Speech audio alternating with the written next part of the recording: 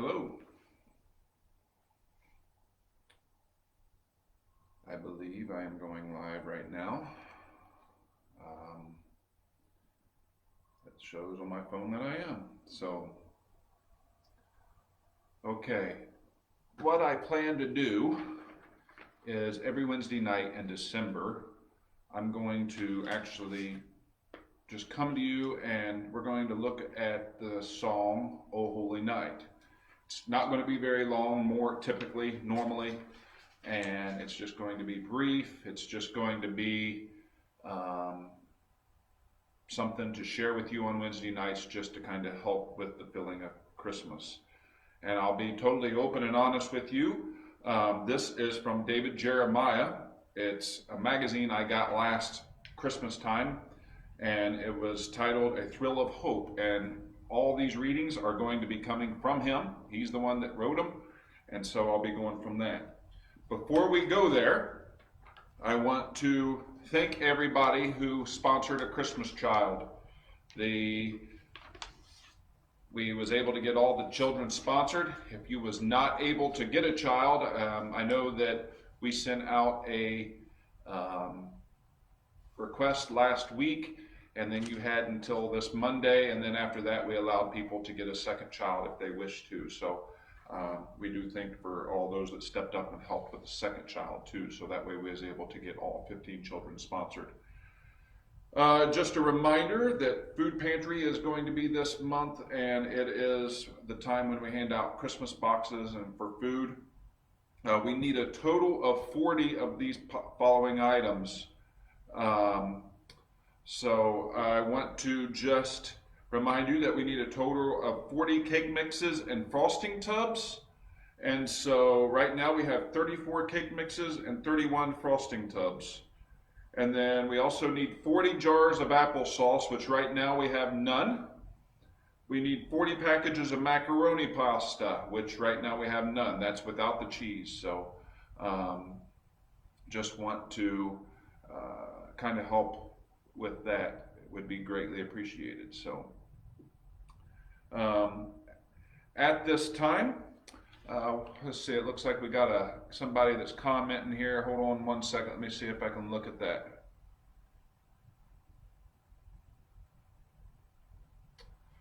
We do ask if you are seeking financial help. I see Maria.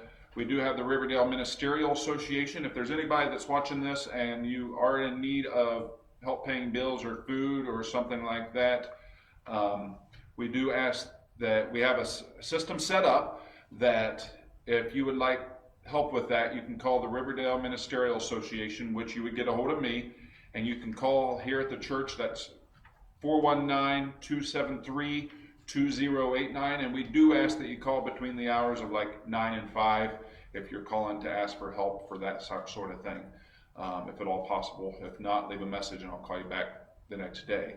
But again, that's 419-273-2089. I saw that somebody is looking for some help, so if you would like some help, we can help you with that. But again, you need to call that number and we will be able to help that. So also wanted to let you all know that I just sent out the December newsletter on email. I apologize, I was out hunting the last couple days, and so I didn't get it sent out until today, and I just sent it out. So you should have received it by now if you are signed up for the December newsletter to get that from Heritage Church. If you get it through the mail, you probably received that either yesterday or today as well. So okay, at this time I'm going to just again do a reading, and it's about 3 pages long, but it's a story of how O Holy Night, the story behind the song. It's very interesting, and again we're going to do this every Wednesday night, just to kind of give you a little preview. The next week is going to be A Thrill of Hope, Longing for a Better Tomorrow.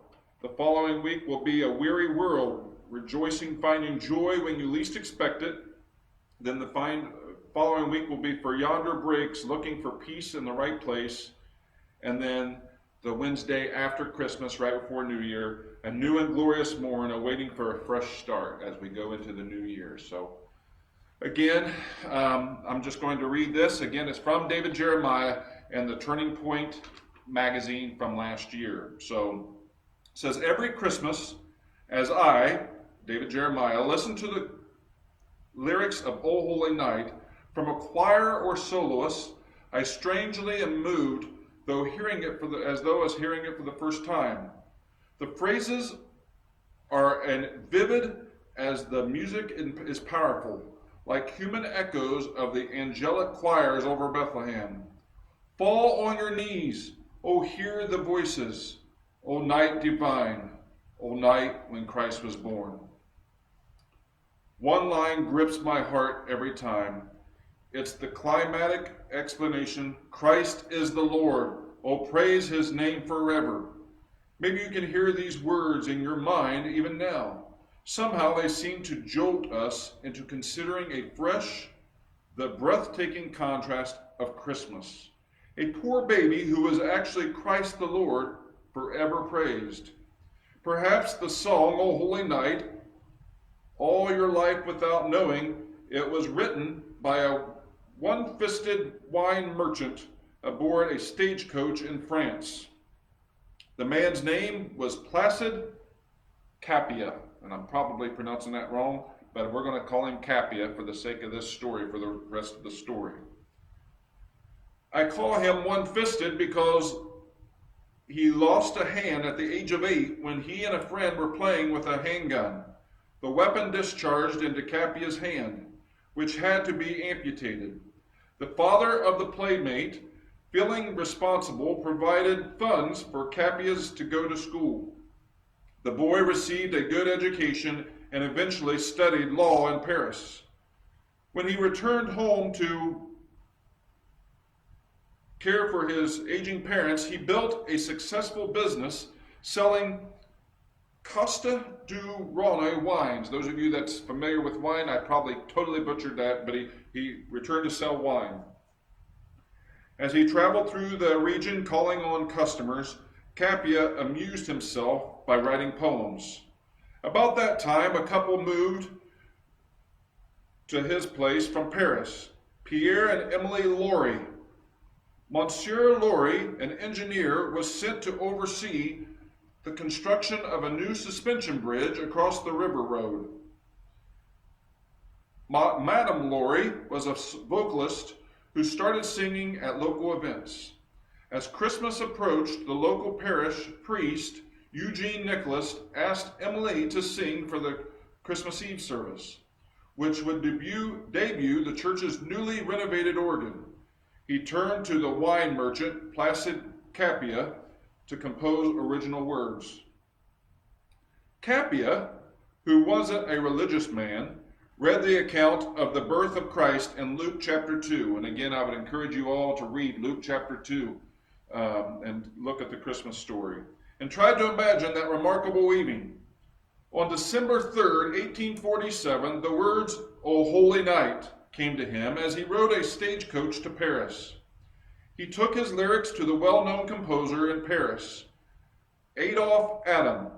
But Adam turned him down, saying he had no time for another project. Furthermore, Adam was Jewish and didn't celebrate Christmas.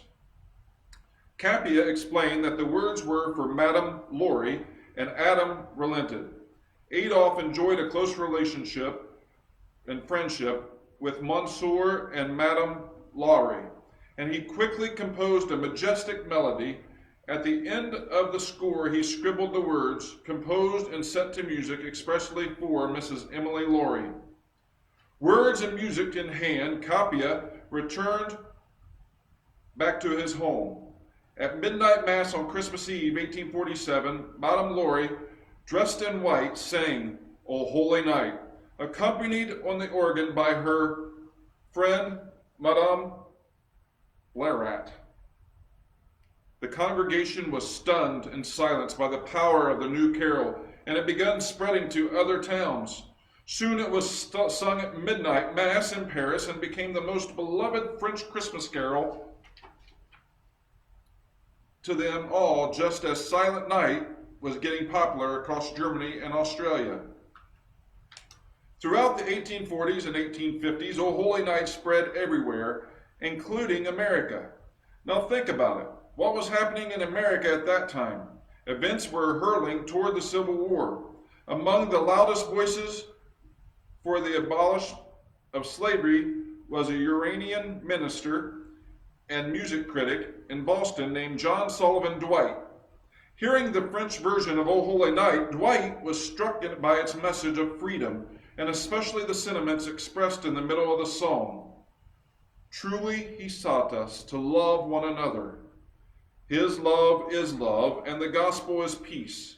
Chains shall he break for the slave and our brother, and in his name all oppression shall cease. Dwight translated the carol into English, and it became an immediate hit in America, especially the North. However, church authorities in France decided to ban O Holy Night. They belatedly realized the words were penned by an irreligious wine merchant, and the melody was by a Jewish composer who didn't believe in Christmas. It didn't matter.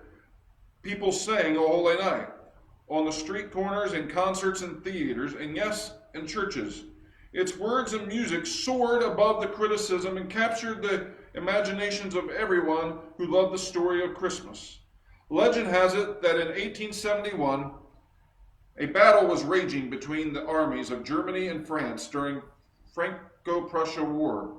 Both armies were hunkered down in their muddy trenches. It was Christmas Eve, and the thoughts of the soldiers were on their homes and families.